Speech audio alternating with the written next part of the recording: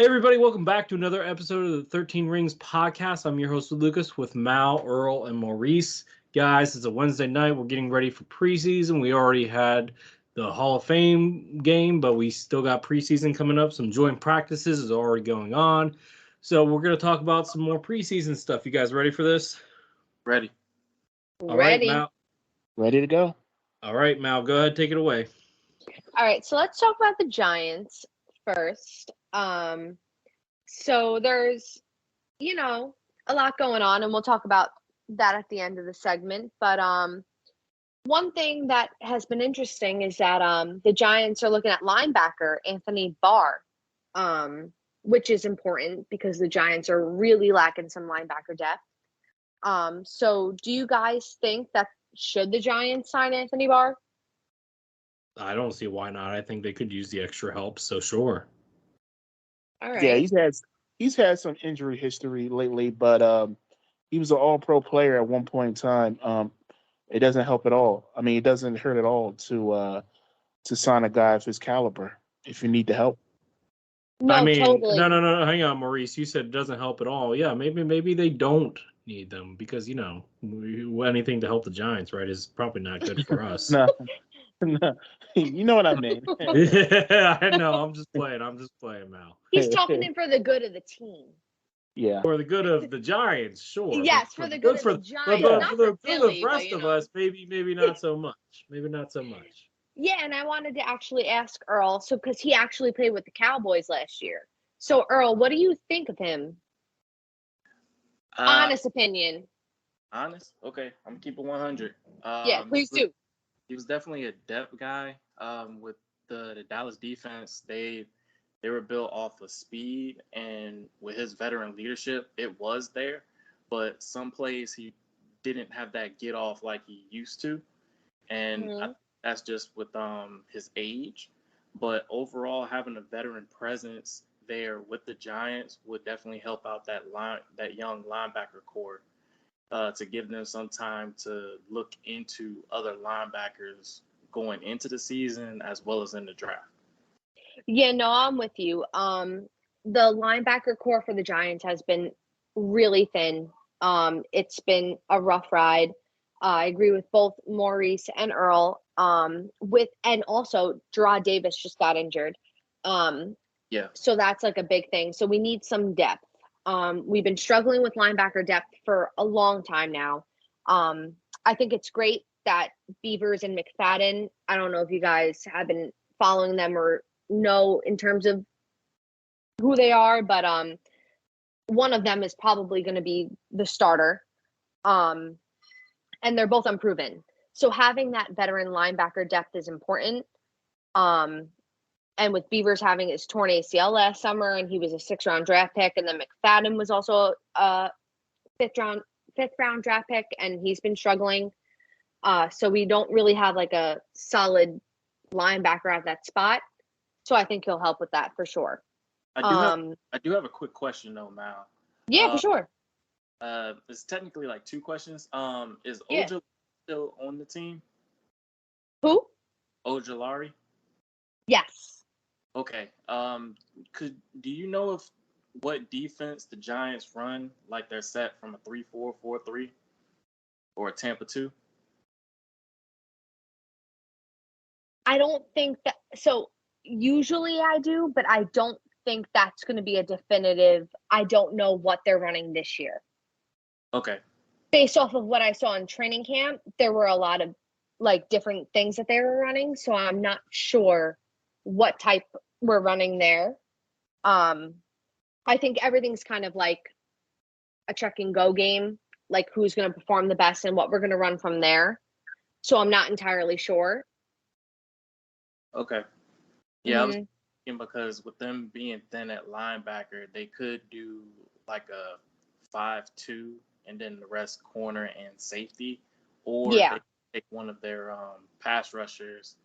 Thinking Kevon Thibodeau, he could probably play a little bit of linebacker on the outside, but they have him with his hands down. So trying to accommodate for their lack at the linebacker spot. No, totally. And like watching what you got, are you guys switching Micah between defensive edge and linebacker? That is up in the air. They have him down as a linebacker, but he has been playing some DN at training camp. So they kind of got him in that hybrid role. Gotcha. Yeah. So I don't really know what the Giants are planning on running. It seems all up in the air right now. I'm looking forward to our preseason game. But either way, I hope, or at least think we're looking at Barr. Joe Shane said different, but I don't know if that's kind of like smoke, whatever it is. But I hope we're looking at more linebacker depth because it's been a struggle for a while. I think they'll probably figure it out after their first preseason game. Yeah, I hope so. I do. But that's why I was so concerned with like your answer with if he was how he did last year because he was a former Cowboy. So I didn't know much about him, but all I know is that we need somebody who's going to step up on that linebacker position. And thank God we got Okereke, but there's always room for more. True. Mm-hmm. Yeah, he did a really good job when he was in Minnesota, and he definitely had that coverage skill as well as getting down hands down. But at the same time, what he did in Dallas, it was mainly we just had trouble with the middle linebacker spot with Van Der Esch being healthy and then Barr, and then it was just kind of a shift of different things. And he was there for veteran leadership. And as long as he's able to stay on the field with his ability and also leading the guys, I think that'll help out, give them the confidence they need. No, totally. And like, we don't have that veteran leadership really besides Okereke on the linebacker line. So we kind of really need that. So if we could land Barr, that would be great. If we don't, we have our young guys. So that'll honestly be the best case scenario for us if one of them decides to step up. So yeah. The next question I have for you guys is A'Shawn Robinson. He's coming back from injury. I don't know how much you guys know about him, but what do you think that his impact will be coming back from his injury? I'll be honest, I'm not too familiar with him, and I'm sure some of our listeners are. Can you just give us what his position is, where he's on the depth chart? Yeah, no, he's a defensive tackle. So he would be mostly taking over for Dexter Lawrence or Leonard Williams. So he's a backup. He's a backup. Gotcha. Yes. He won't be starting. Especially with Leonard Williams, how much we're paying him and how dominant Dexter is. There's not really. I don't see a place for him on the starting lineup. I think he's a great depth piece because last year one of our biggest problems was giving Dex a break. There was really nobody that could step in and be as dominant as he was. So him becoming healthy is super important only for that reason. And also the reason that we literally couldn't stop the run last year, like literally at all. Yeah. And he's one of the good run blockers. So that's really what we need him for. Well, then I would say this is a significantly good news for the Giants. I think, obviously depth, they do have really good front end talent, but their overall depth chart is kind of questionable on the defensive line. So, I think this is good news for you guys. Yeah, I would agree with that too. Yeah, no, depth has been something the Giants have been really slacking with. So I'm really glad that we're getting our guys healthy and that everything's kind of going in the right direction. But one last thing I wanted to ask you guys and what I wanted to talk about was I'm sure you all have seen, at least yesterday, how bad of a practice Daniel Jones had when it came to the joint practice between Detroit and the Giants. I actually didn't. What happened? I didn't get a chance to watch it. Okay. All right. So, I mean, not even watching it, but it was announced yesterday that Daniel Jones had his first really rough practice against Detroit. Didn't make many catches. Many passes were dropped. And it was a little bit of a mess. Do you guys expect Daniel Jones to continue that? Or is it just practice? It is what it is. Well, Mal, I already told you that I thought it was. Right now. I thought it. we got everybody commenting. Earl, you go first. Earl, go. Okay. Yeah, it's practice, but Dable is still trying to experiment with Daniel Jones. Right now, having that running game is going to help. I think this is like a test for him just to get comfortable with the receivers, seeing what the receiving core is going to be like. But also, it's him just trying to get a feel of everything. So we just got to see how he does during this upcoming season, and then we'll be able to make that judgment call for it. But for right now, it's just a scrimmage. It's just a practice. All right, respect. I mean, Mal, I've already said this in the past. I do think Daniel Jones' season was slightly fluky a little bit. I'm not saying that he'll be bad, but I don't think he'll be quite that good again. You know, now teams have a full season of tape to work against him. But so you don't think that Daniel Jones has a ceiling? Hang on. Just let me finish. All right. But beyond that point, I think it's more likely to do with the Lions defense. We all talked about this last podcast that we thought the Giants could be the Lions to be a team to watch in the NFC. Look, I think the Lions are going to win the NFC North, and they could very well be in the NFC Championship game. The NFC's not super deep outside of the NFC East. I mean, you have San Francisco, you have our division, you have the Lions, maybe the Vikings. But who else really? I mean, the South is a terrible division. North, yeah, I think the Saints are going to take that. Yeah, and that's not even but is that really the Saints? I like Derek Carr, but they're going to miss Alvin Kamara for a couple games. I think they lost a defensive tackle recently too. So yeah, no, it's not it's look, it's not going to be good. And if you have if the Buccaneers, I'm gonna beat up the NFC South here for a second. If the Buccaneers are still trying to decide between Baker Mayfield and Trask at this point, who I would probably say outside quarterback, the Buccaneers have the second best team in that division. There's some problems. There's some really bad problems with that division. But no, I think going back to my original point, I think Daniel Jones definitely has limitations. I've said that before. I'll keep on saying that. Giants fans hate me. I embrace it. But the bigger issue, I think the bigger story here is not so much that. It's just the fact that the Lions are that stinking good. Yeah, the Lions are good. And I'm actually really glad that we did those joint practices because it gives my rookies and the guys who haven't had, that experience against a really good team. And we have to reach that level to really compete with Dallas and Philly. Sorry, Lucas, but we won the Commanders for years. Hey now. The Commanders are the only team that I have a winning record against in the division in the last few years. So I can't, but I have. That's the thing. The Giants have to compete with those two. It just has to be a thing, and also the Commanders too. I mean, look, if we got no choice. Yeah, I mean, look, it's a tough division. It's probably the second toughest division in the NFL, probably behind the AFC North, I would say.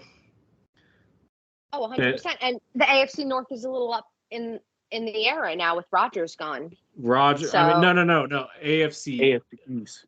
AFC, sorry, my bad. AFC oh, okay, East. No problem. Yeah, sorry. I mean that's a tough one. That's a tough one. Yeah, because I mean, the Steelers might be bad, but they might not be. But every other team should be contending for a legit playoff spot. I think the Steelers are going to win that division. You think the Steelers are going to? Are you being a Pennsylvania homie right now, Maurice? No, or are you being serious? No, I'm not. No, okay. No. I want to stick to the topic, but I think the Steelers are. I'm lost. AFC East or AFC North? Because the Steelers are in the AFC North. I mean North. Sorry. Oh, Ravens, Bengals, Steelers. They say the division names, but is it really the AFC North when you have Baltimore in there? I don't know, but anyway, sorry. We digress. No, that's right. It is what it is. It is what it is. But let me talk about the Giants practice for a second. This is the first time they've seen any type of competition outside of their own players. like their own team. Correct. So I think on the scale of concern, I will put it like at a 3-4. Like Lucas said, they're playing Whoa, another. 3-4. Yeah, What? yeah. A three The or a cost of four. concern. The cost for concern for the Giants right now is very low. Oh, I thought you meant concern for the Eagles. No. For the Giants. All right. Okay, It's all a- right, right. Yeah, because I agree with Lucas. They're playing another team that's young and hungry, and the Lions defense is definitely going to be a force in the conference this year. And Daniel Jones' first taste of any type of competitive defense, he doesn't look particularly good. I mean, it's like I said, it's early on in the preseason. They haven't played a game yet. So I would not worry if I'm a Giants fan. Agreed. Yeah, no. Yeah, I'm not too worried. I need that first week versus Dallas to really know if I'm worried. Okay. I Jump probably right in the should be fire. worried, but what am I supposed to say? Well, I mean, playing the Cowboys, so you got a shot. Yeah.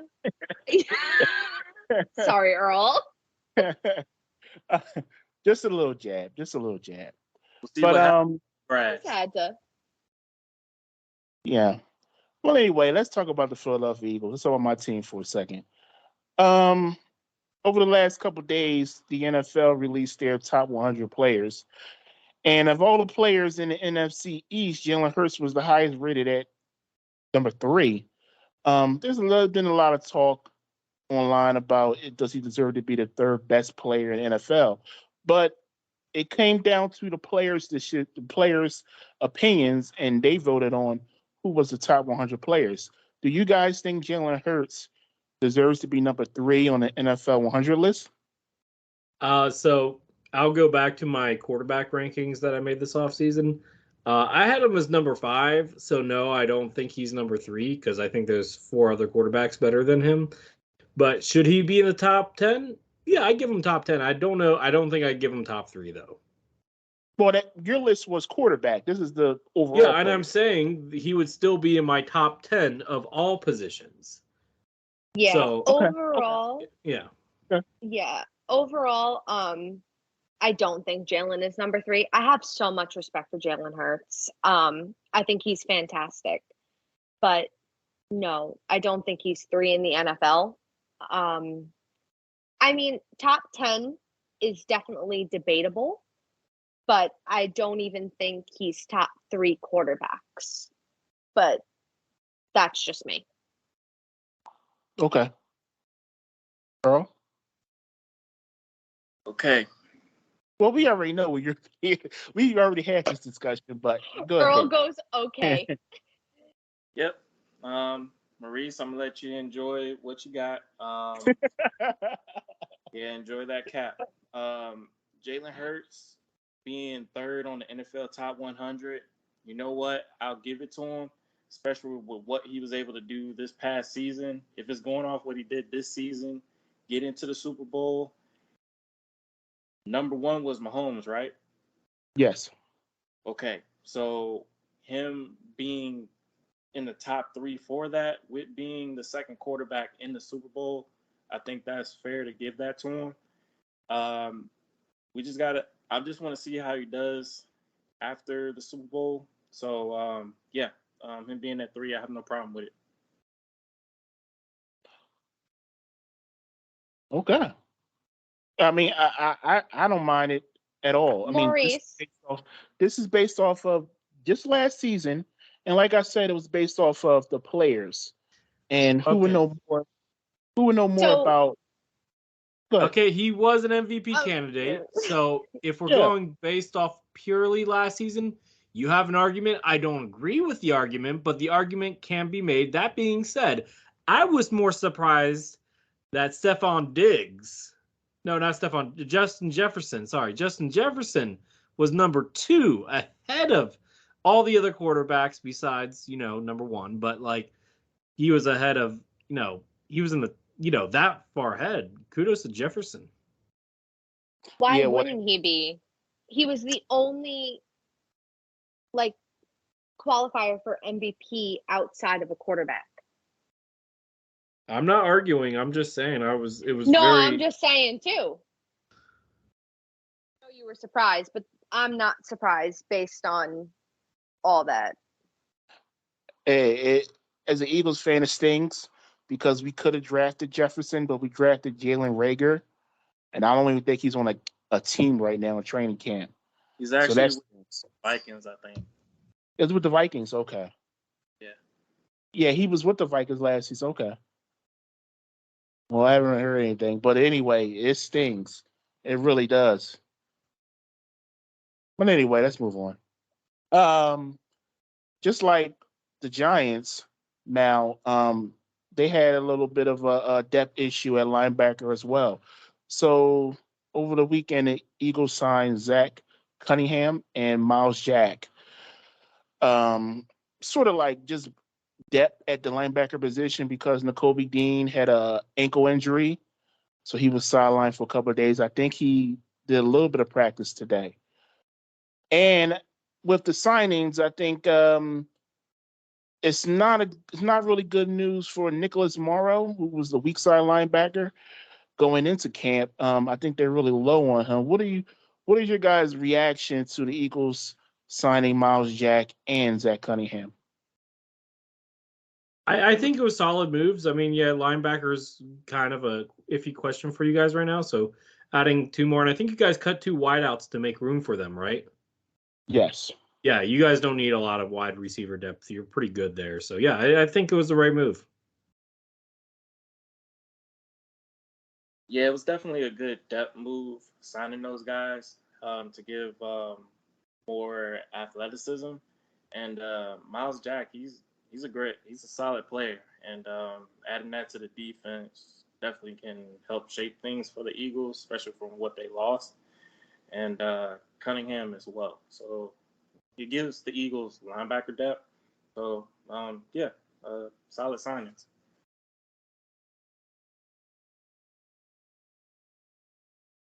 Yeah, and I think it was reported, I think yesterday or today, that Miles Jack was looking to become a plumber or electrician after his football days was over. He didn't expect to get signed by anybody, but now, like I just mentioned, Nicholas Morrow is not really in good standing right now coming into camp after a couple of weeks. So Miles Jack is actually getting some first team first team snaps with the defense next to N'Kobe Dean. So he might go from a pickup in the offseason, in late offseason at camp, to being a legitimate starter for this team.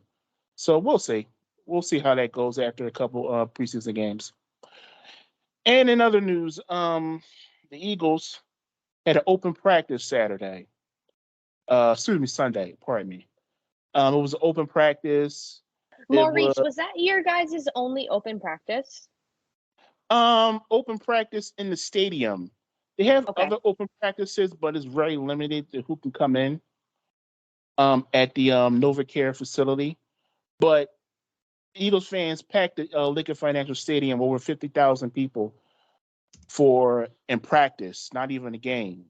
We talk about practice. So yeah, We talking that's about practice. talk about practice, Talking about not the practice. game. Talking about practice. Yeah, so 50,000 Eagles fans came out just to see the Eagles practice on the field, and it was pretty amazing. I was there, and it was a sight to see. Just to see the fan, Yes. just to see the fans just you know come out and see the Eagles basically do little to nothing. Be honest with you. Nah, I saw Um, those pictures and I was like, that is insane. That they love their team. I Yeah, respect it. That's awesome. yeah, that's respect. yeah, yeah. It was a fun time for sure. And all of the ticket sales went to autism awareness, autism research, which is cool too. That's awesome. That's awesome. Yes. Yeah, it is. Yeah, it is. Eagles do a good job, especially when it comes to charities and stuff like that. Shout out Jeffrey Lurie. All right, Earl, what you got for the Cowboys? All right. Well, y'all probably have heard about the situation with the standoff between Zach Martin and Jerry Jones. Um, Honestly, I think with the standoff, I kind of am on the side of Jerry Jones a bit because Zach Martin still has 2 years left on his deal, in which he signed back in 2018. And his other players, he's got to sign. So I'm to the point now, Zach Martin, ball is in your court. What you gonna do? He's lost a lot of money over the last 2 weeks or so, and $50,000 fines left and right. So Wow. I think they're gonna get this figured out during the preseason. What do y'all think? Who will win this standoff between Zach Martin and Jerry Jones? What y'all got? Jerry Jones. I think is Jerry winning Jones that. is going to win that because he's making Yeah. it sound like he does not care. He's treating this like an injury Mhm. and not anything else. He So has Yep. I think to I give. think he And- got paid in 2018. He paid him at market value in Yep. 2018, and it's not Jerry Jones's fault that the market went up since.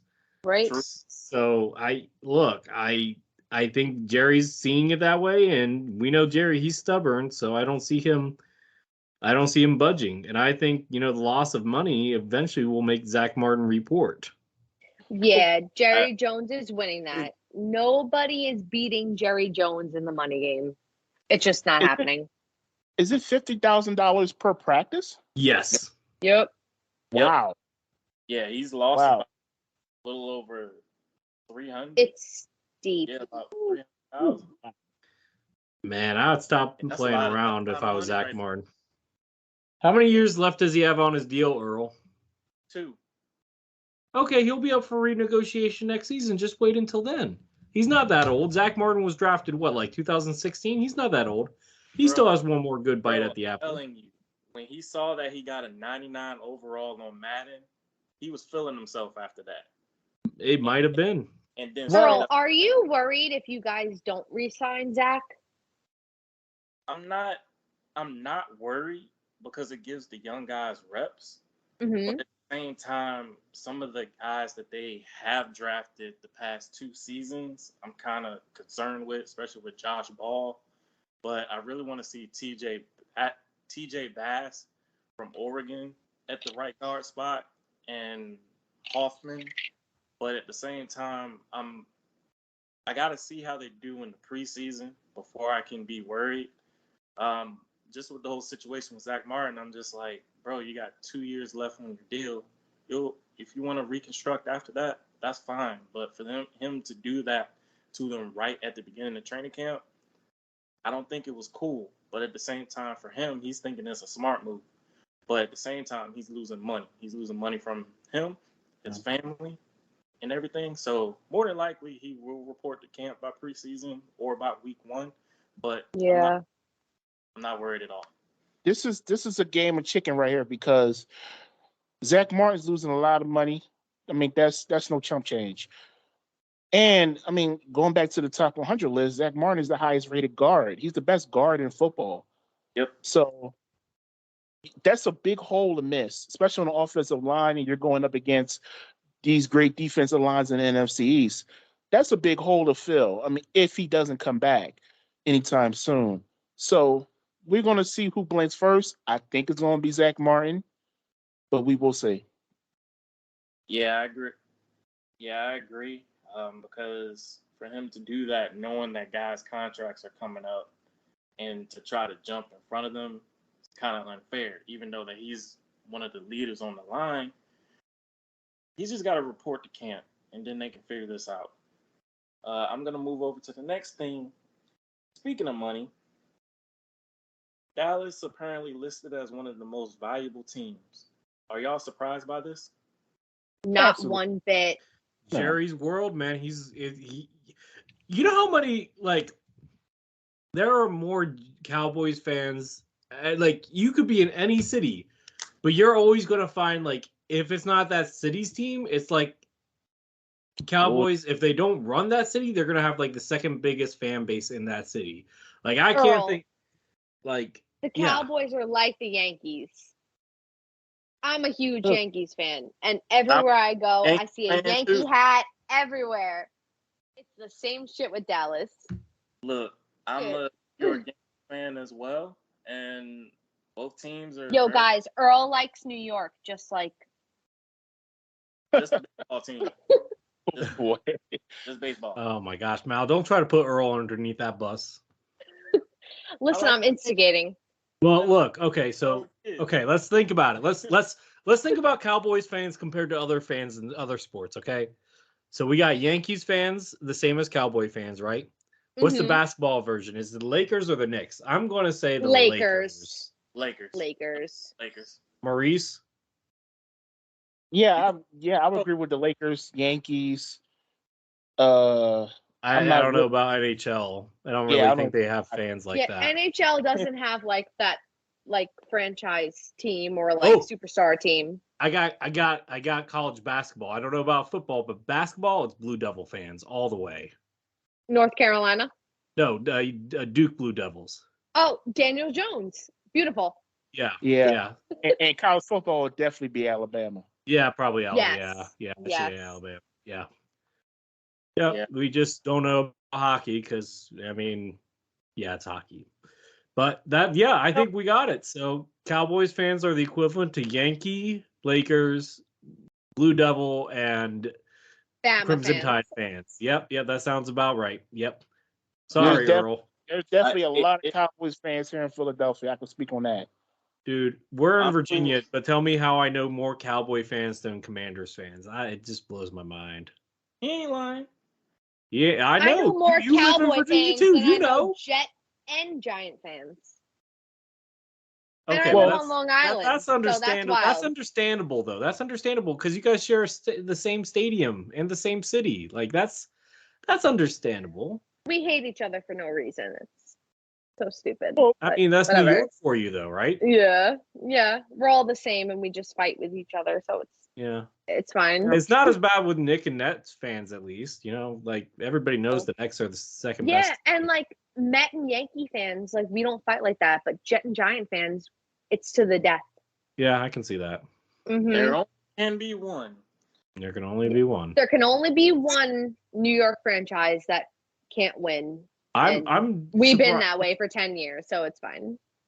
Is New York the only team? Do they have two hockey teams or just one hockey team? No, yes, we have the Islanders and the Rangers, and then the Devils are in Jersey. You are the only sports city that has two teams for every major sport. That's messed up.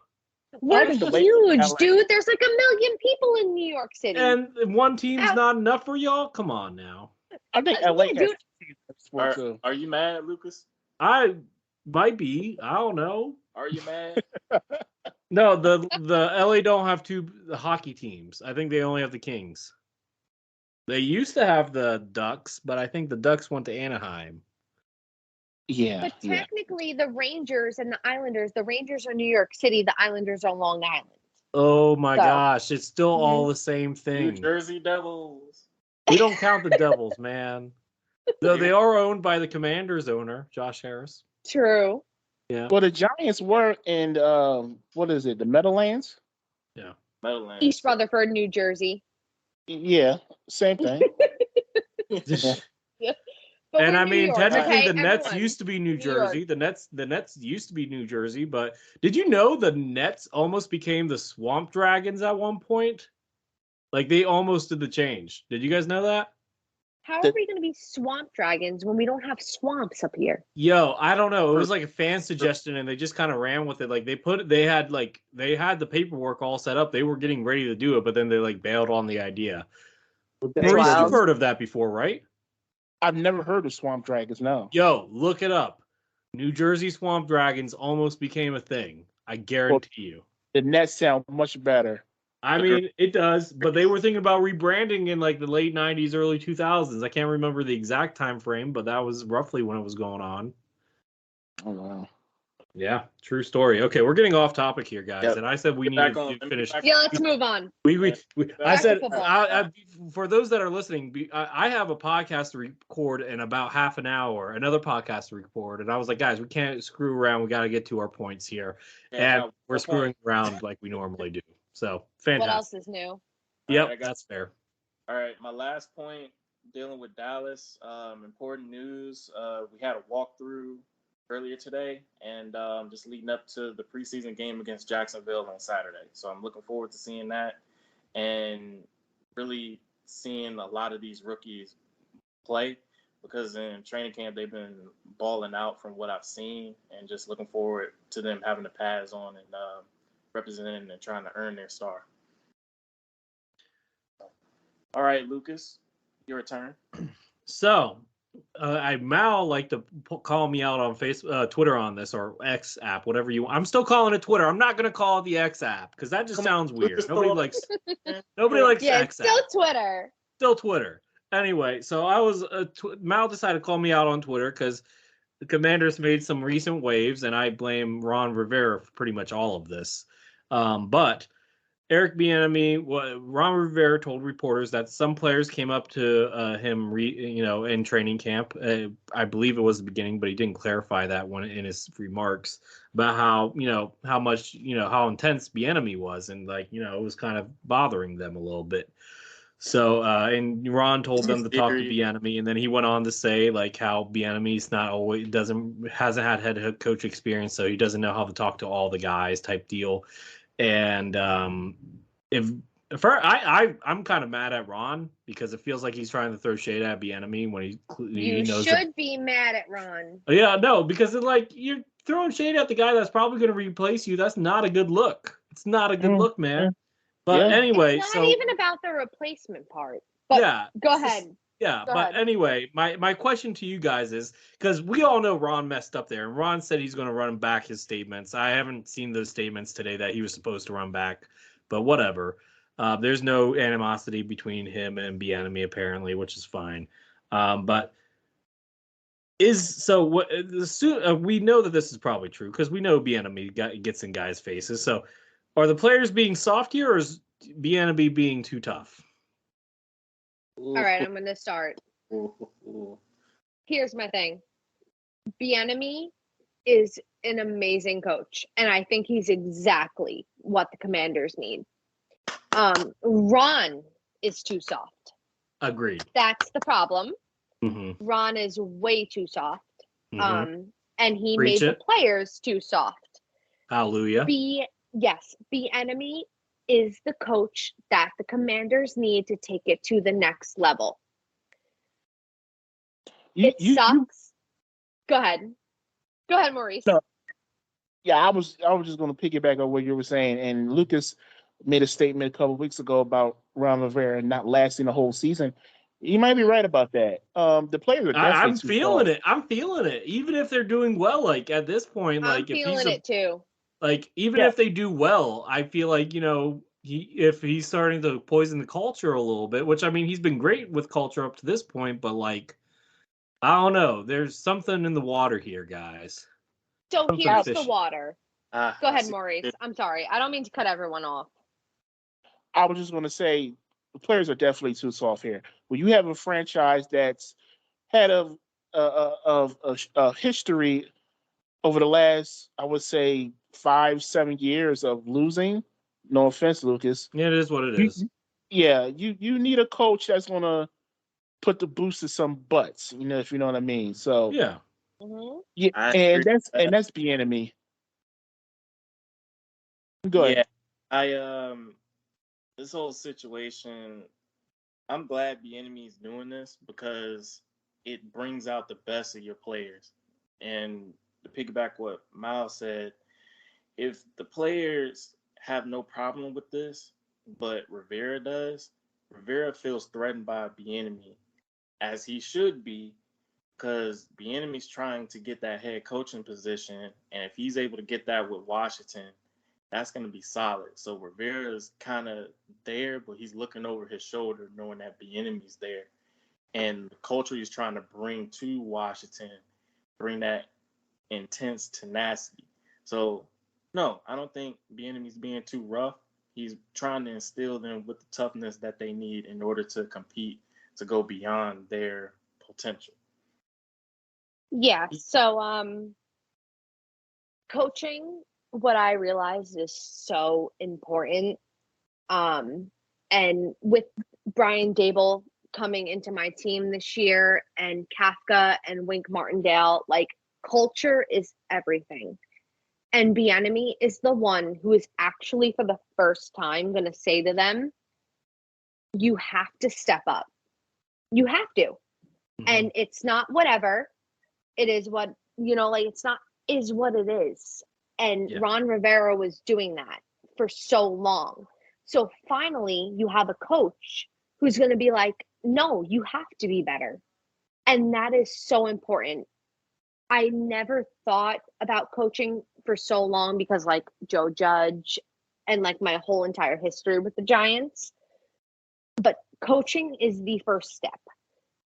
Brian Daboll came into my team and turned it around in literally 1 year. Yeah. Bringing Well, in that one it factor changes the whole year. I couldn't agree Really? more, Mal. Hang on. I got to cut you off because there is some breaking news from ESPN. Ooh. Former Commanders corner, an NFL Super Bowl champion with the Kansas City Chiefs, Bashard Breeland, was arrested in North Carolina after traffic stop, which included multiple gun charges and multiple carrying of drugs. He had 4 guns, marijuana, over 5 pounds of marijuana, and 62 grams of illegal mushrooms. Did you say 5 pounds of marijuana? 5 pounds. Oh Wow. my God. Like, people don't know how, like, that's a lot. That might be some jail time. That is definitely going to be jail time. He got pulled over by Yeah. police. Oh, and the car that Yeah. he was driving was stolen from Florida. Oh, his friend's Oof. house. Yeah, yeah. He was later released on bond over $30,000, but I think it's safe to say that not only is his NFL career over, he's going to be in the big house for a long time.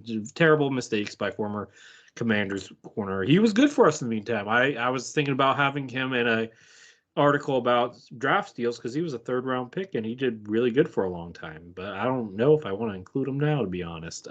He gonna be behind bars, bro. Yeah. Yeah, he ain't playing for y'all for a He ain't. Well, he was However. with Kansas City last, I think, but no. Oh, okay. Yeah, we just drafted him, but yeah, no. He's his NFL career's done. All right, moving forward. We're gonna go ahead and switch gears here because we talked about the offense. We're gonna talk about the offense some more. But if you guys have been following Commanders training camp, you know that the defensive line has pretty much been tearing apart the offensive line. So I got to ask you guys, what's the more likely reason? The defensive line being elite, or the offensive line being just that bad? Offensive line being just that bad. Wow. Yeah. Wow. I agree. Listen, Wow. I think Hold our up. defensive line is We solid. were just talking about the defensive line. You got Daron Payne, Chase Young, Montrez Sweat, and I'm blanking on the last guy, but I know he made All Pro too. So, like, Jonathan Allen. Like, You're come proving on, our guys. case, Lucas. Yeah, you're proving a point, Lucas. You're proving our case. No, I'm saying that the defensive line is elite. I don't think the offensive line is bad. I just think the defensive line is elite. Lucas, you got to remember, they're still trying to figure out that O-line. And Yeah, then I know that. And then when you go up against a top D-line like Washington, of course you're going to have problems. It's going to give them practice, but at the same time, if the defense has been dominating the offense during the practices, offensive line got to pick it up. Lucas, can I say something real quick? Yeah. The Giants don't own anyone, but they own the Commanders. No. Uh-huh. Yeah. No. Oh, no, they do. It's not going to happen this They year, Mal. do. It's not And going you know to what? happen. Daniel Jones does. And I'm not saying this year, but in the past, that's what happened. And Daniel Jones is a joke. So. Dang, this Okay, shit. hold up. Giants fans, you just heard her say Daniel Jones is a joke. No. According to everyone else, Daniel Jones is a joke. So why I never said he was a joke. I just said he was overrated. There's a difference. I'm not saying you did. I'm just saying everybody else in the league says Daniel Jones is whatever. So why do you think that you guys are going to move into third next year? Because I see a lot of the Washington fans talking their shit. I see y'all. Okay, What's well, the deal? let me just say why this. do you think?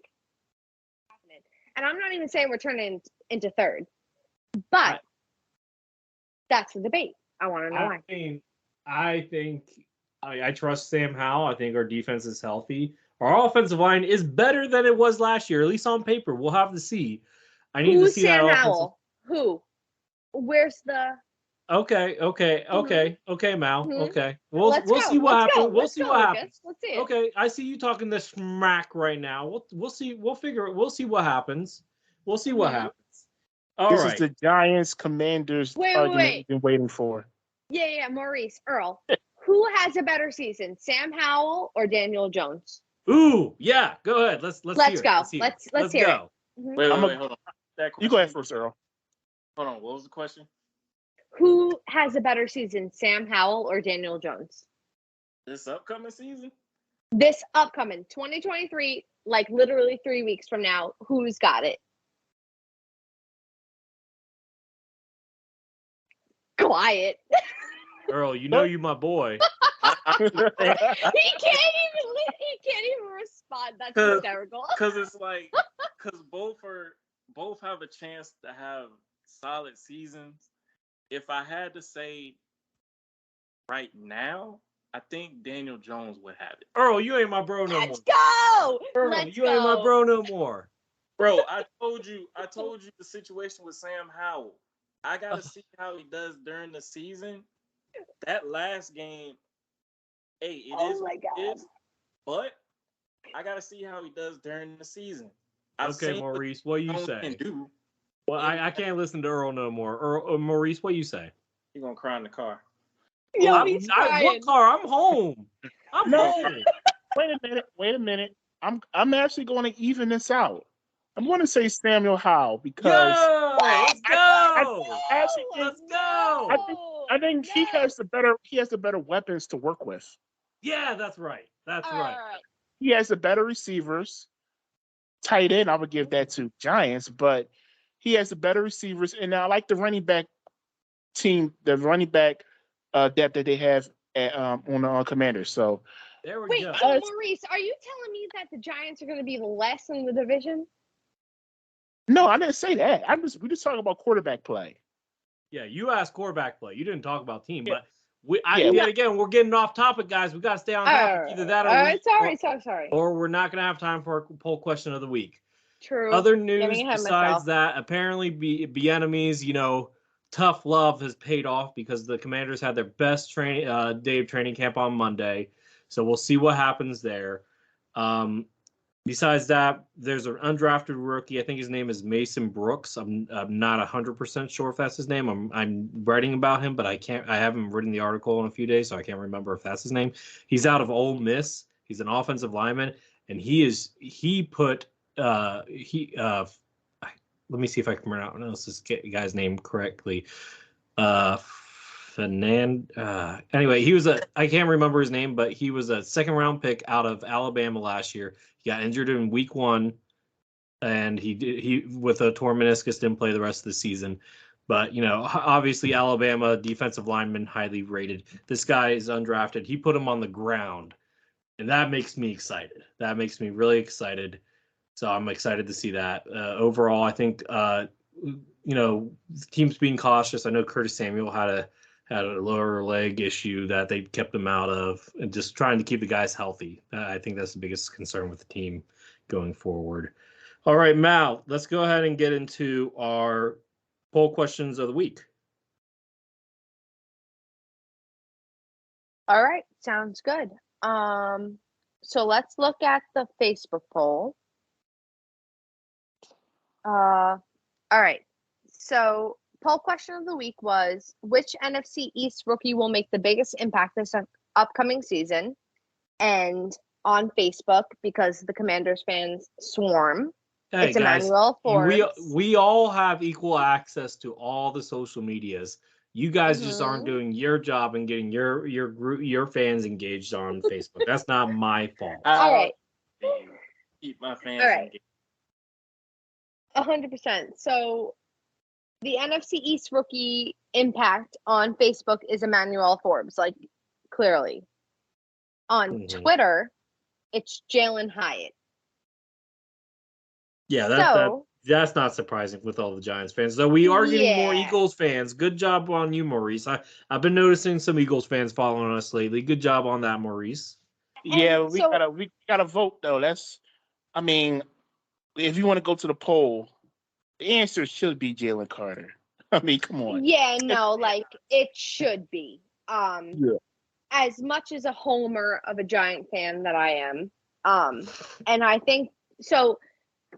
It's so much easier for a wide receiver than a defensive tackle to make like an immediate impact. But Jalen Carter, different level. Yeah. He will immediately week one. I think he's going to make a difference. Wide receiver versus defensive tackle, so much easier, like I said, but Carter versus Hyatt, it probably will be close because of how high it is and the way he gets separation, what he does. But Carter is just a different level. Mozzie Smith, I'm not going to lie, Earl, I don't know much about him. And Emmanuel Forbes, I think he's going to do great things, but I don't think he's going to be the go-to guy when it comes to Washington, when it comes to rookies. I would love to hear you guys' thoughts, but I don't necessarily agree with Hyatt. So here's my thing. So if for those fans that didn't realize this, all these players are first-round picks except for Hyatt. And the reason that I did that, Mallory, is because you're right. Wide receivers can usually make a more noticeable impact than most other positions as a rookie. Right. And so also Banks, my first-round pick, is not doing things that he should be. Yeah. Realistically. So that being said, that's why I had Jalen in there. I agree with Maurice. I think Carter should be the right guy. I mean, look, he arguably before that little off the field incident, he was going to go number 1 or number 2, and he's arguably the best player in the draft by far. I think that he's going to be, if he's not already penciled in as a starter, he will be a starter week 1, and I think he'll make an impact. Forbes is listed as a starter right now for the Commanders. Opposite, on the outside. I think that he could be a ball hawk, but I think there's going to be times where he's going to be taken advantage of physically just because bigger wide receivers. He's going to have some tackles that get broken because he's not that big. I think that's going to be his biggest downfall. And I'll be honest, Earl, I don't know your guy that well, but I'm just going to assume that it's not going to be as good as Jalen Carter. Nah, Mozzie he's a dog, but Jalen Carter is a dog. If that makes sense. No, it does. It does. Yeah. Both for dogs. I'm going Mozzie. Reason why I'm going for Mozzie is that he helped shore up what Dallas' weakness was, especially in the run defense. His power, his ability to get off the ball is what they need. He crams space and is going to free up so much with Micah, DeMarcus Lawrence, Sam Williams, Dante Fowler, Dorrance Armstrong on the edges, as well as helping the linebackers out as well. Even though it doesn't show that he's a starter right now, as the season goes along, he's going to get better, and also has Jonathan Hankins helping assist him, as well as Osa Odigizua. He's going to learn from those guys, and he's going to be a solid piece for that defense, which is going to help that run defense be way better than it's been over the last few seasons. I hear Earl, but if he's not penciled in as a starter right now, I just don't see him making a bigger impact than Carter. I'm assuming Carter Maurice is a starter at this point. Well, before any games are played, he's definitely going to get. See, the one thing about our defensive line is it's not about who's starting; it's about how many snaps you're getting. Mm-hmm. So if he's getting anywhere in the 50 to 60 range snaps per game, he's definitely going to make more of an impact than Mozzie Smith. And I heard what Earl was saying, and you're talking about Mozzie Smith as a run stopper of a defensive tackle, whereas Jalen Carter's skill set is he can stop the run, but more so than that, he can get after the quarterback. And that's so he's more. Maurice, can I ask you a question? Sure. Who was your two starting defensive tackles before the season? Like before Jalen Carter and Was Jordan drafted. Davis? Who Well, was we had it? it was Fletcher Cox, who's still there, who's an All-Pro player, and All we right, had an here. All-Pro in Javon Hargrave, who went All to So to sign- Hargrave's So- gone. So you're really only replacing Hargrave. Yeah. Yeah, we're replacing Okay. Hargrave with Jordan Davis. All right, that's fine. That's Okay, so a neither great one of those guys replacement. are going to be a starter versus me and Mal's guy, who we know is going to be a starter. Now that's making me reconsider my position. No. I think Jalen Carter's going to start. Jordan Davis, he's our main defensive tackle, basically replacing Fletcher Cox as the main run stuffer. It's going to come down to with Jordan Davis. It's going to come down to conditioning and how many snaps he can play because he's such a big guy. He's like 6'6", 325. So it's going to come down to snaps. So, but what I was saying with Earl is Jalen Carter is more of a two-tool, multi-tool defensive tackle, whereas Mozzie Smith is more of a one-dimensional run stuffer as of right now for what I see. But I also can say that Mozzie can get off the ball too. I mean, he's just improving it. He's trying to sharpen his craft. Iron sharpens iron. Like, we're talking about rookie impact this season. Not to say that Mozzie might. Who knows? Mozzie might end up being the better player in the long term. But we're talking about this immediate season. Maurice, can Jalen Carter stop Saquon Barkley? Yes. Can he control him? Really? Up the middle, yes. I mean, All right. I'm not talking about outside. We're talking about up the middle. Yes. All right. Up the middle, that's fine. I hear you. Yeah, I mean, we're having this debate, and we haven't seen a preseason game yet, so we will see. I know. I'm so excited. Friday.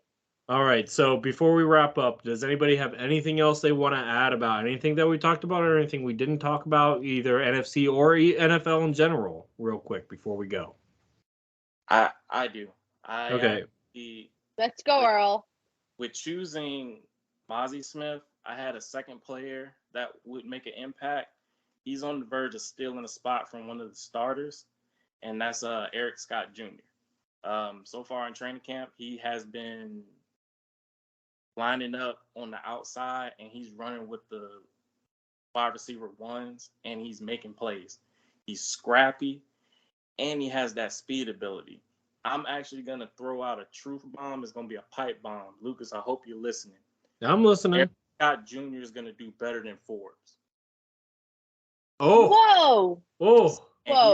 Whoa. The 5th, 6th rounder to your first rounder. Wait, okay. Before I respond, Maurice, Mal, what do you think about Earl's allegations? It's a bold statement.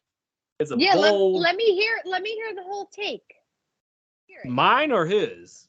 No, his. Okay. Mine? Uh-huh. Okay. With him going to Southern Miss, I think with that, he didn't have much recognition to there. What he's shown from training camp, he has been skyrocketing. And to the point where even if he doesn't make a QB1 or not a QB1, but a cornerback 1 or 2, he's definitely going to play himself into the nickel role, in which playing some outside. But from what I've seen so far in training camp, he's been locking down on the outside, in which I really believe he has a high ceiling that he's going to reach actually and play a pivotal role into this season. All right, Earl, I got a question for you. Shoot. Week 1, don't be a homer. Giants versus Cowboys. What is your honest score take? What we got? What you mean, against Cowboys and Giants? Obviously. Week 1, boo-boo. Y'all won't score 15 points. Oh, whoa. Okay. Wow. Mm-hmm. I mean, that's whoa. All right, that's not the hottest take in the world. Bookmark this shit. That's not the hottest take. All right. All right, guys, Listen, we Lucas, gotta who are wrap you this. rooting for? Who am I between you guys? Yeah, real quick. I got no dog in that fight. Now both of y'all made me mad in this podcast, so I got no dog in this fight. I hope both of your quarterbacks get injured. No, I'm joking.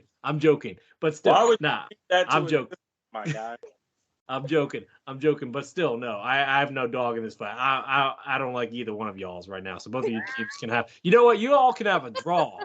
Draw it. That's fun for me. Y'all can have a draw. That's This how is I. great. Okay. I'm enjoying this podcast. Me too. All right, guys. On that note, let's go ahead and wrap things up.